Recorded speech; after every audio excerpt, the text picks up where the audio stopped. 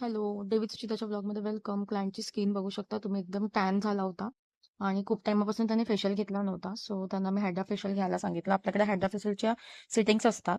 So one टाइममध्ये तुम्ही म्हणाल मॅजिकल होतं असं नाही आहे. हां, थोडासा टॅन रिमूव्ह व्हायला हेल्प होते आणि इम्प्रूव्ह होते स्किन. स्किन हायड्रेट होते. हायड्रा हायड्रा मशीनचे बेनिफिट्स काय असतात? स्किन एक्सफोलिएट होते, हायड्रेटिंग मिळतं स्किनला, डेड स्किन रिमूव्ह व्हायला हेल्प होते, रिंकल्स कमी होतात.